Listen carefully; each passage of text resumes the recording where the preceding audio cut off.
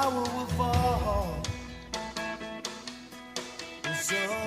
Good evening, ladies and gentlemen. Welcome to the Wall of Power Radio Hour. This is your host, Paul Metza. We've got a great, fresh show tonight featuring the band Storyhill. They're celebrating their 30th anniversary, and they've got a big festival coming up on August 25 through the 27th called Storyhill Fest at Clearwater Forest, and we'll find out where and how you can get tickets to that. But we're going to be talking about their beautiful career. They're very well acclaimed. They've charted on the Billboard charts and have several records out, and our childhood buddies from Bozeman, Montana. We're waiting for John Hermanson to check in, but in the meantime, we've got one of the players of the duo, one of the two, Chris Cunningham, with us tonight. Chris, how are you? Hey, doing well. Thanks, Paul. How are you? Very good. So tell us a little bit about, before we get into the history of Storyhill, tell us about the big festival coming up August 25th through the 27th. Yeah, sure. Well, it's kind of a custom-designed festival on a lakeside, sort of a church camp. It looks more like fine lodging, stone, everything. And it's our 15th, I want to say, time doing it. Not all in Minnesota. We started it in Bozeman 20 years ago. After my wife and I got married and had a couple of days of music and campfires and food and a couple hundred people, so it was born out of that idea. The festival is designed to celebrate original singer-songwriters, and so a lot of folk acts from around the country, acoustic singer-songwriters from all around, including Canada this year. And it's actually kind of an intimate experience. I mean, when we say big, it's big to us, but it's like it's not a Lollapalooza. It's a real intimate, interactive kind of community experience with activities and music, something for everyone of all ages. Kind of our plan. Cool. Mm-hmm. Who are some of the performers, Chris? Well, it varies every year. We look around and we select. Sometimes we do repeats. This year is pretty cool. People like, folks from the Minnesota area that might be known include like Humbird is coming. Heard of her? Kind of on the rise.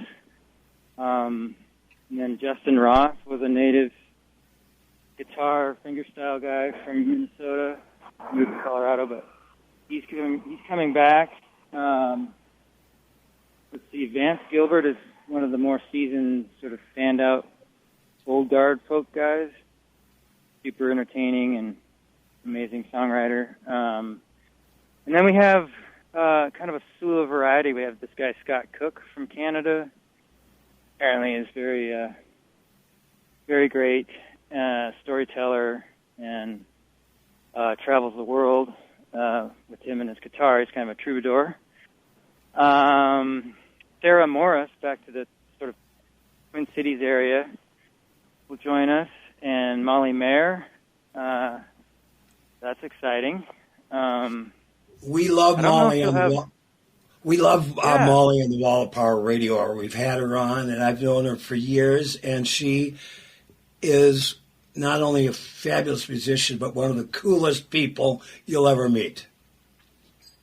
Yeah, for sure. I just got to meet her for my first time a month ago up at a place called Lutsen. Well, you all know where that is. We all know where that is. She's been hosted. Yeah, the Lute Song Festival, Lute Song. She invited us to headline that one. And so we got to party with her around the campfire ring afterwards. It was really nice. And she's super cool. And it turns out we have a lot of friends in common, and her and my Storyhill partner, Johnny, go back. They have history, too. Apparently she's a really great luthier or guitar repair. She's like a lot of things, sounds like. Well, she worked for years at Willie's American Guitars in St. Paul. She really knows the guitar stuff. I bumped into several people over the years that have bought guitars from Molly at Willie's. She knows her stuff. Yeah, that's cool. Maybe she can join in on the guitar workshop, because we also do, besides music, at Storyhill Fest, there are daily workshops, songwriting workshops. You know, someone does a little yoga in the morning. There's stuff for kids, crafts and stuff like that. Yeah. Well, I think Molly does yoga too, so she could do all of those workshops. Oh, okay. Well, She's then, yeah, busy, we'll just keep her up all night and all day. Yeah. Now, Chris Cunningham, like a great fit. Tell us how you bumped into John and when you guys started playing together. Okay, yeah, it's kind of a long story, but it's basically we both grew up in the same town and we're in the same school system. And we started crossing paths back in middle school. But the sort of real connection started in, I want to say, 7th grade geography class or something. Cool.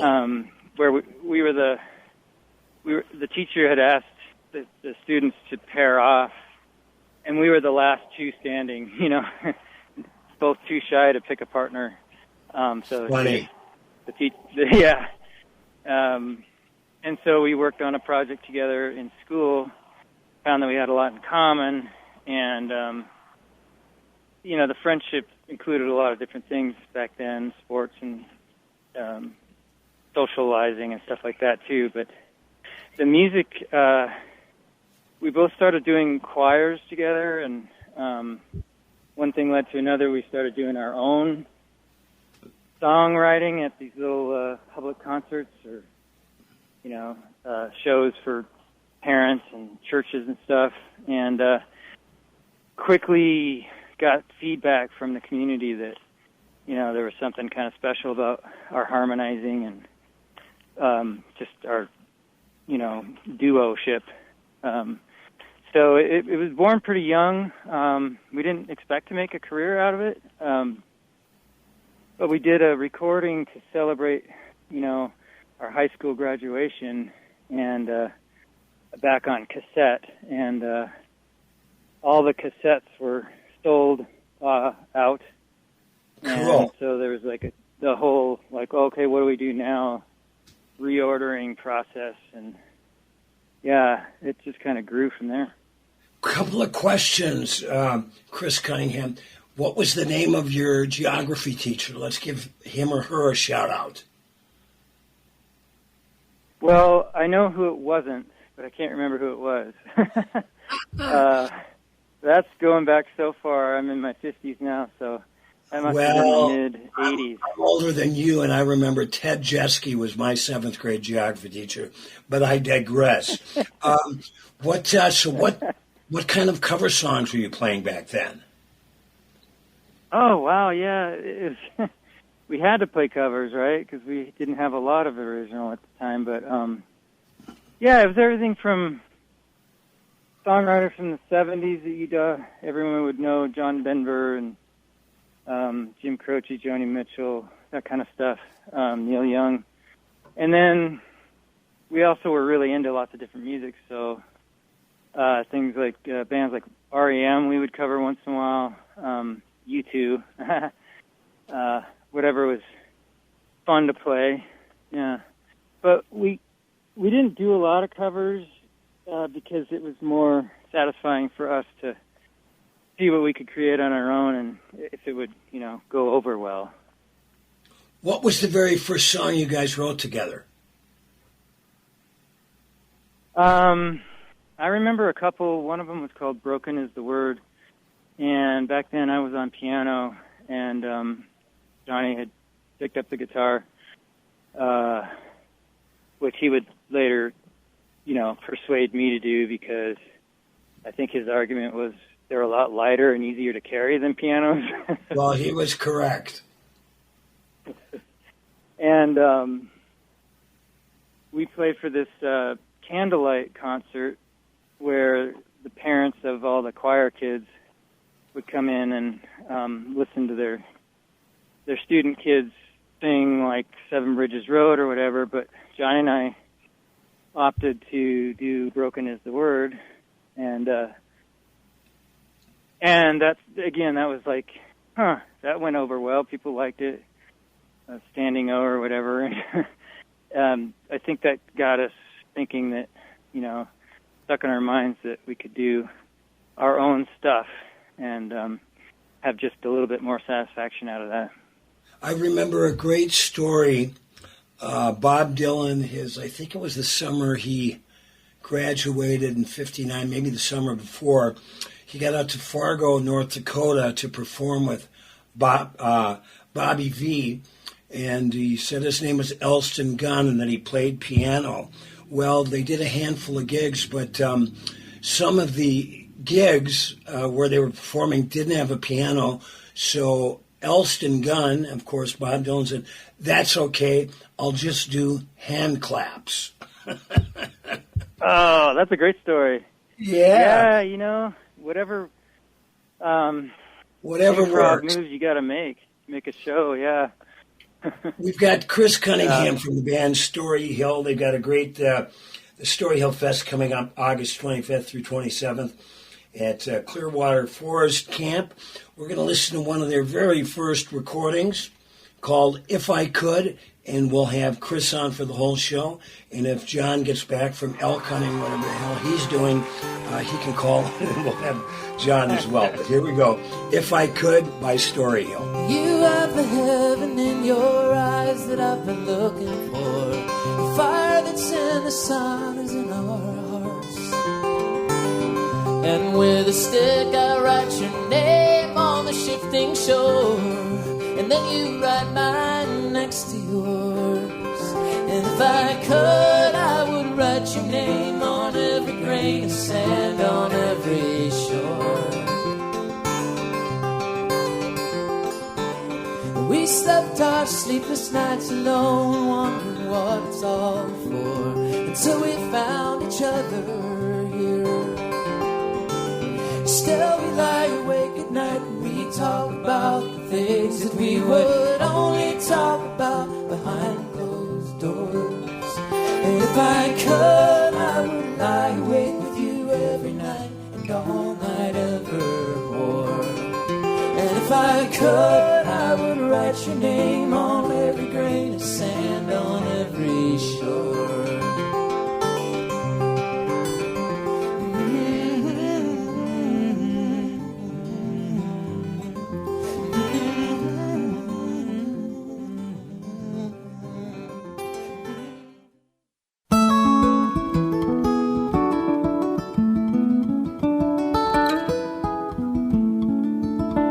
Did the day give way to the deafening dark? Did you fear you were alone?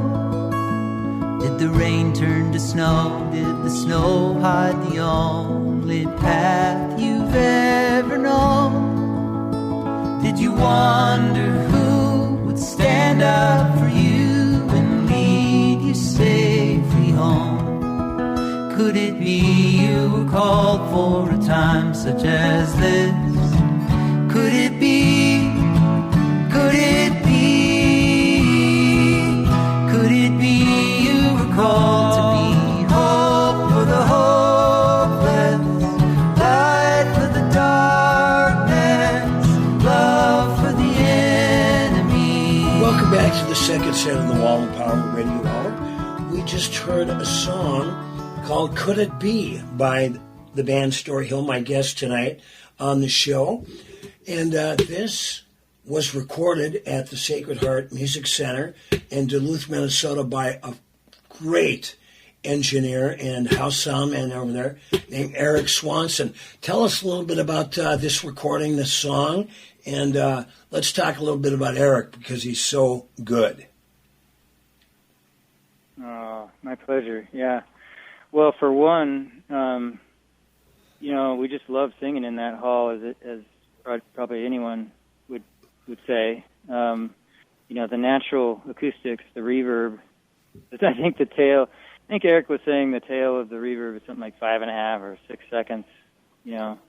Oh yeah. Just marble floors, 60-foot ceilings, and then you add in his incredibly great ears and gear. I mean, microphones from vintage Neumanns and just great setup. And I'm a studio engineer myself here in Bozeman, so I drool when I go visit Eric, and he's got a great bask in his and his whole years of experience is just so admirable.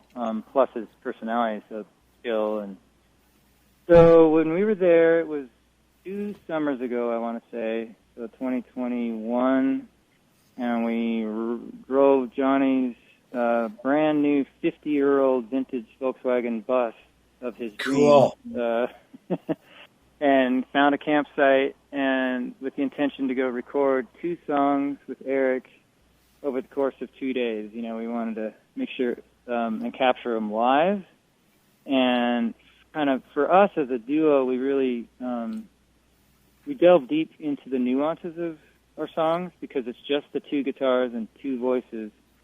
We maybe make it seem easy, but it's actually quite a bit of, repeating ourselves until we find how the song wants to express itself through us. Sure. Sounds a little esoteric, but yeah, and so there's a degree of sort of surrendering our pride and, kind of some humility in terms of respecting how a song wants to be treated. And Eric could understand that, so he was not in our faces at all about like, oh, that was a great take, or you guys should stop now, or anything. We just, he just kind of set up and stood like a sentinel, just on the wings, shepherding. Well, he's such a professional, and he's so easy to work with. I'm going to tell you a quick story, Chris Cunningham. I've played Sacred Heart several times over the years. Just played there in May for the Dylan Fest. And when I walked in there several years ago, I was reminded I was in a wedding party there at sometime in the 70s. And I was talking to my sister about it. She goes, oh, do you remember when the bride would not come out of wherever the bride and the bridesmaid stayed because she didn't want to get married? It held up the proceedings by about 20 to 30 minutes.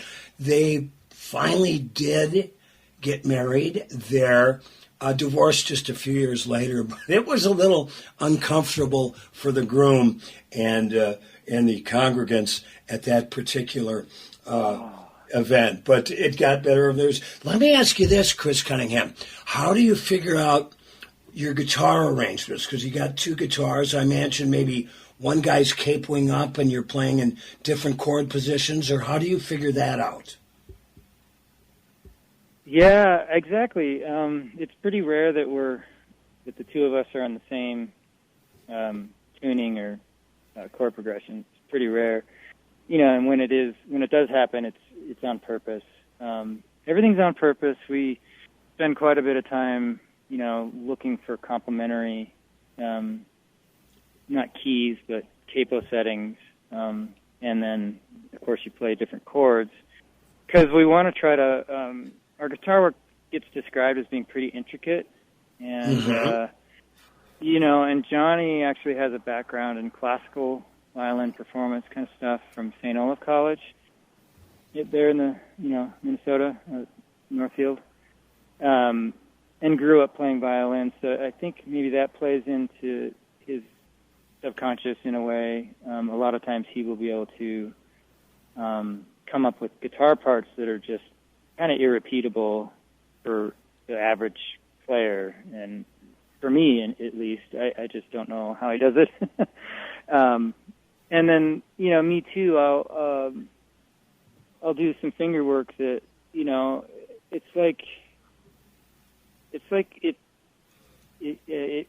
it's kind of like if you're skiing, say, you know where you're going to get to, but you don't know exactly the path you're going to take. You kind of discover that going down the hill. And same with coming up with a final arrangement for one of our songs.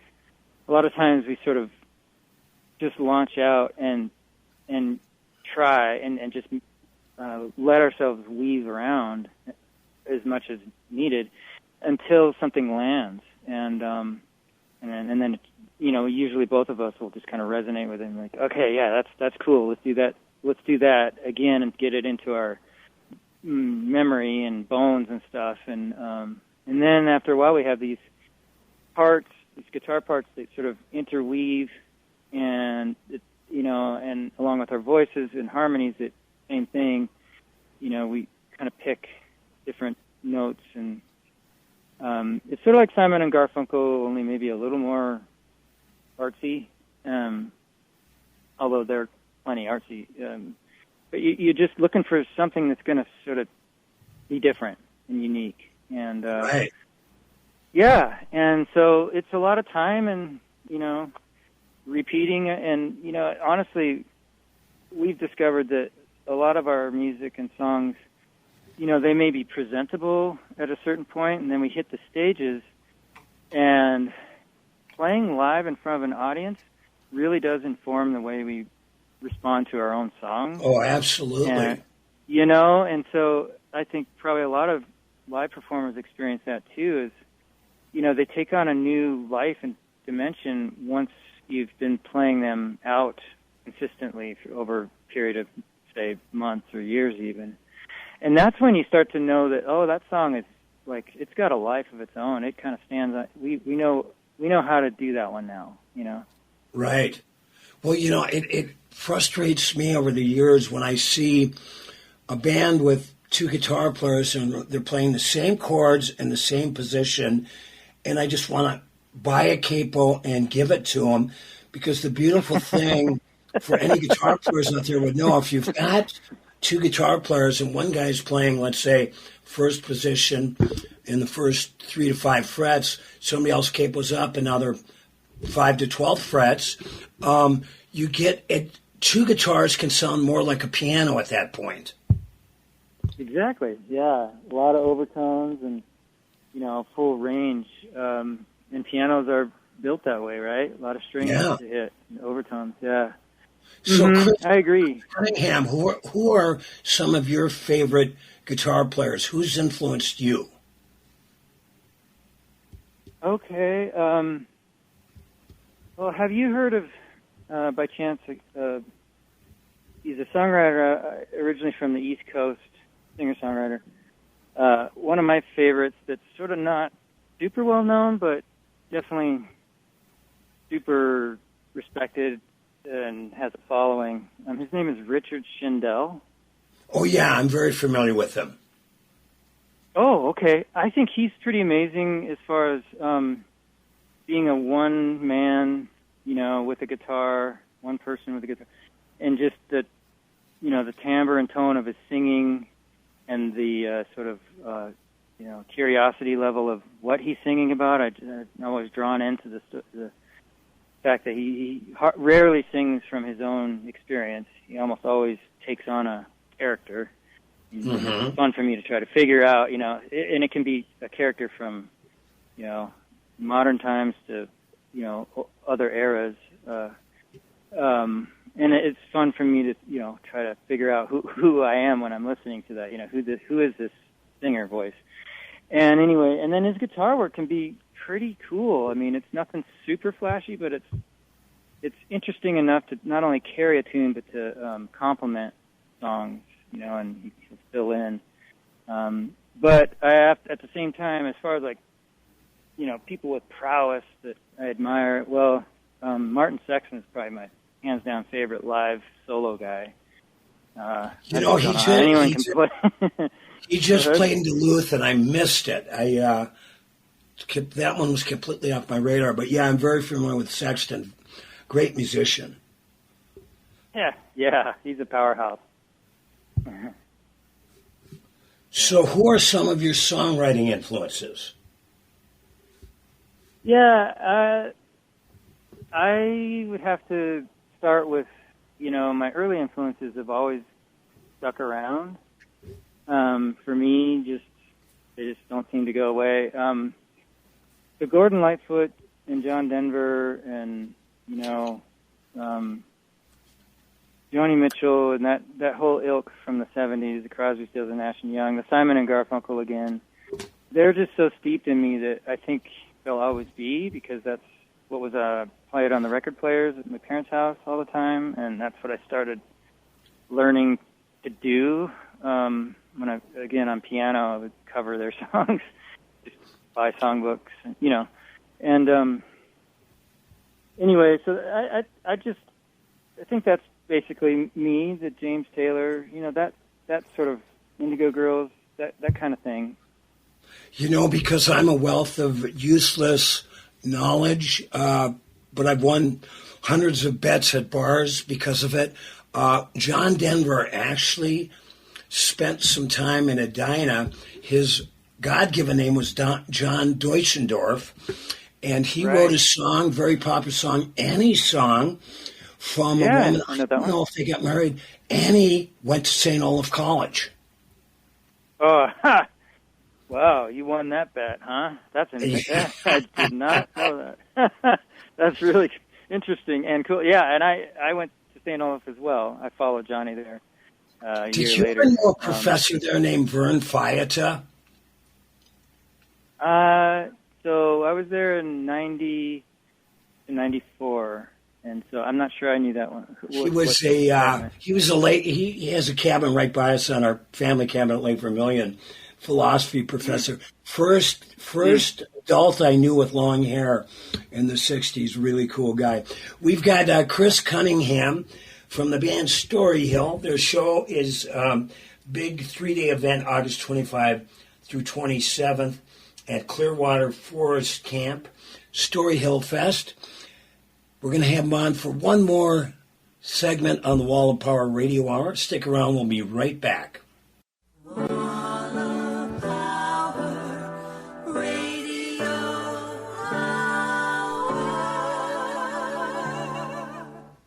Welcome back to the last set on the Wall of Power Radio Hour. This is your host, Paul Metza, talking with my main man from Storyhill, Chris Cunningham. Chris, so how you guys have been together, 30 years? Yeah, 30 plus. We celebrated our 30-year career anniversary 4 years ago, back in 2019. Our manager at the time coordinated a kind of a bus trip tour of Montana and some of the sites where a lot of the songs originated from.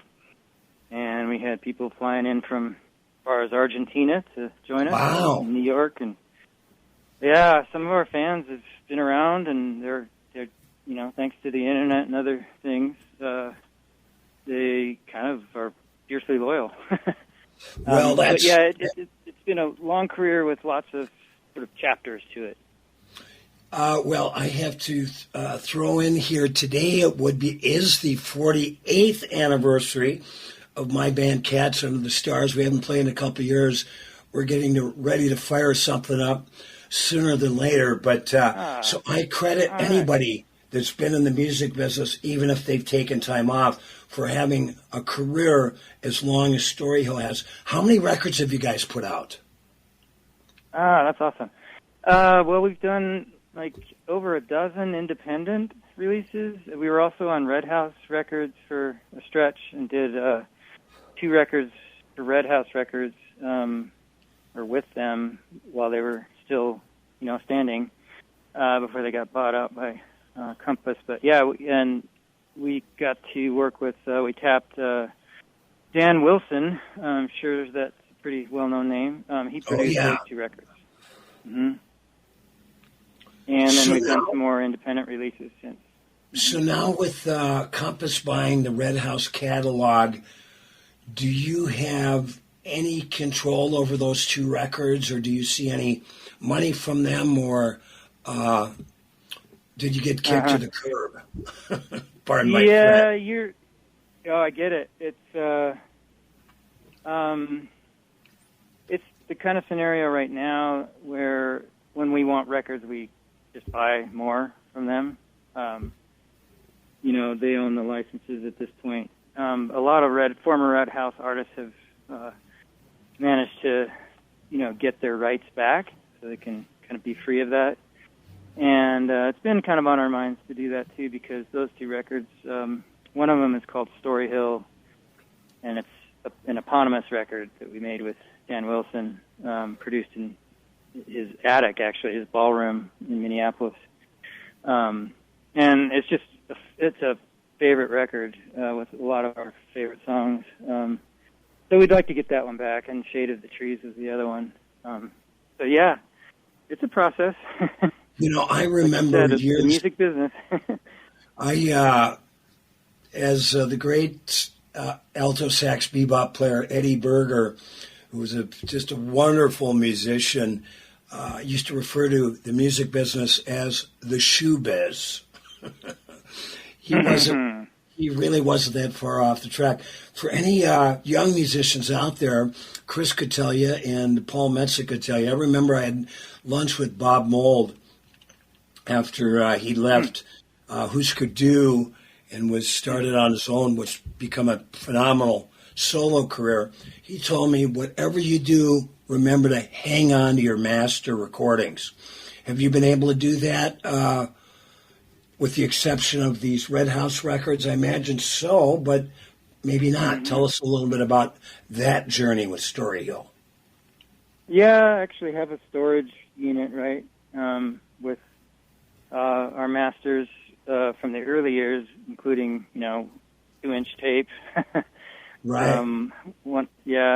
And half-inch and all that. So, yes, we have, and I think we did our Clearing record is called Clearing. At another Minneapolis studio, it used to be, I think it was called Blackberry Way, or... Oh, yeah. Anyway, yeah.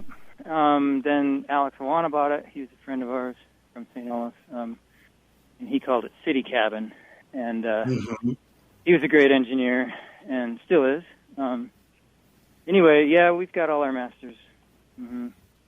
Good. Well, the great jazz singer Mel Torme, who is referred to as the Velvet Fog, wrote a book, and he titled it "It Wasn't All Velvet." So let's talk, Chris Cunningham, a little bit about what were the tough times for Storyhill over the years. Okay. Well, certainly, hitting the road full time in our 20s and post-college, this would be the mid-'90s, was, the right thing to do, and it was very exciting for quite a while. But it did, that life of constant life of being on the road kind of wore me out. And I started to miss being in one place, miss having friends, that kind of thing. I started to yearn for community and like an actual, girlfriend situation, that kind of thing. So living out of the suitcase and all that, and just a different town every night, that got wearisome, and we took a break. Well, we called it quits, or so we thought. Right. And hey, man, there's no money in this business until the reunion tour. Yeah, that's right. Well, right, because then fast forward, we even though Johnny and I lived in separate states, I landed back in Montana, and he was raising his family and doing a lot of production work in indie rock stuff in the Twin Cities. So for years, we made it work kind of increasingly over time from separate states. Just a lot of money went to travel, planes and stuff, but flights. But yeah, I mean, it's never been velvet. It's not always been all velvet for sure. Yeah. What the velvet for us is, once we hit the stage, everything happens for us. It's just so natural and magical. And that's why you do it. Yeah, and just to see the light in people's eyes, when they hear the music, and just to feel that music, it's really powerful. And it's okay to take a break from it now and again. I mean, especially kind of like those in-between times when you're just, slogging away at strategy and trying to coordinate everybody's schedules and stuff. I have a kid and now. You both have families now and kids, right? Well, yes. I'm in the midst of it. My son is just a new, fresh teen, and it's really important for me to be present, and as available as I can for my kid and family, my wife, and my parents actually too, as they age. Things like that.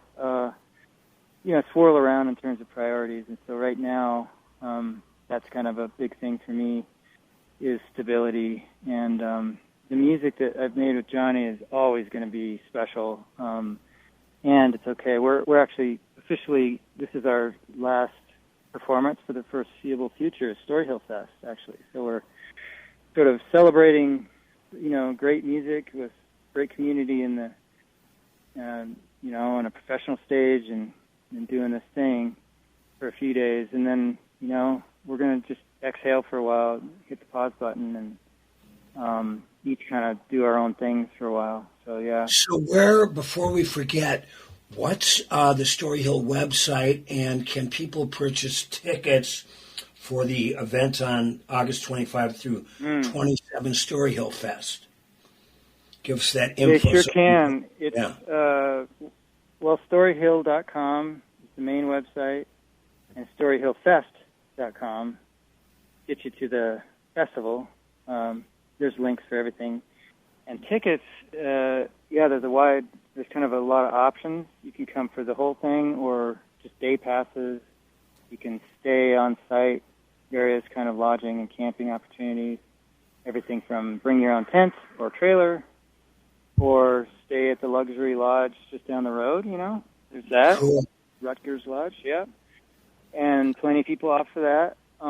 Just a little spendier. But it's really well put together festival, time tested, and this year is our first time we're going to stream the whole thing. So for $25 ticket for the weekend, I think, per household, we'll have Chris Furmeyer formerly of Red House Record, who runs sound at... say hi to Chris for me. I love that guy. Yeah, me too. Always have. And he just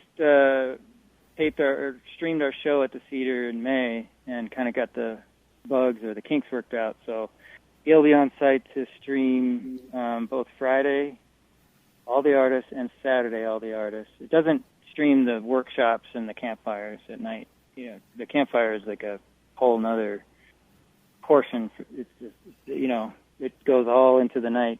People passing the guitar around. It's really fun. So we're gonna have a couple options for people this year. It sounds like a great time. We got about a minute left before we're going to listen to one of your latest songs, Blazing Out of Sight. But tell us in a minute or so, Chris Cunningham from Storyhill, what have been some of the highlights for your band over the years? Well, I have to say I really loved floating around on the big boat in the Caribbean, playing music with Storyhill for the Prairie Hum Companion cruises back when those were hip. We did 2 cruises. It was just so much fun to see, the Caribbean, and another time go down the St. Lawrence. And I just love, the oceans. That was a highlight. We also have had some fun at festivals, like the Kerrville Folk Festival. Cool. In the Falcon Ridge out east. Career highlights. But honestly, it's just like, it feels like everywhere we go, there's some little highlight. I know that sounds kind of easy to say, but we just did a kind of a backyard, actually, in a park, quote-unquote, house concert with some friends in kind of near Rochester. And, like, all these friends and neighbors show up and bring their own beverages and their lawn chairs and stuff, and you can just see, you're watching the skies and the weather and stuff, and you're outside, and playing music. It can't get any better than that. There's nothing better than playing music outside in the summertime in Minnesota. Chris Cunningham, this is phenomenal. Tell Hermanson, give him a little guff for not taking time on a bison hunting to join us. And we want to give Marcus Johnson a heads up for hipping me to this show. Congratulations on over 30 years of playing together, and best of luck on your upcoming festival. And we're going to go out listening to Blazing Out of Sight. But Chris, it's been a pleasure talking to you tonight. Oh, right back at you, Paul. It's been a pleasure, and thank you so much. All right, more info at Storyhill.com. Thanks for listening. Chris, have a great night. Goodbye. Goodbye. It's in the color of the trees on the highway, brilliant with dying. It's in the dust we're breathing these days, in your whispers and sighing. It's in the longer shadows stretching into the falling night. It's in the deep red sun that's setting before we're ready, blazing out of sight.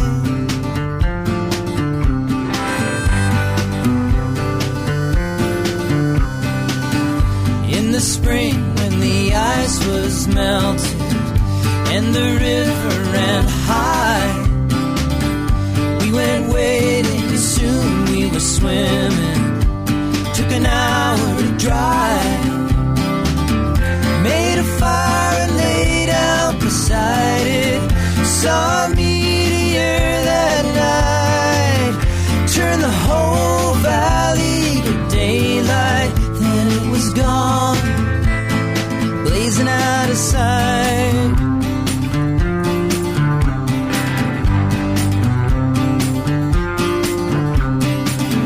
I just stood there watching the phone ring. Thanks for listening to the Wall of Power Radio Hour. The show is produced by Patrick Lilia and Paul Metza. We'd like to thank our guest, Chris Cunningham from Storyhill.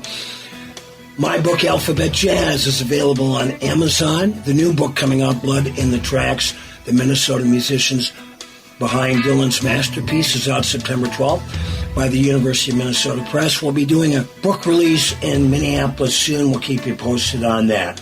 Follow me at paulmetza.com. And like my dad used to tell me, remember to be kind and make someone happy.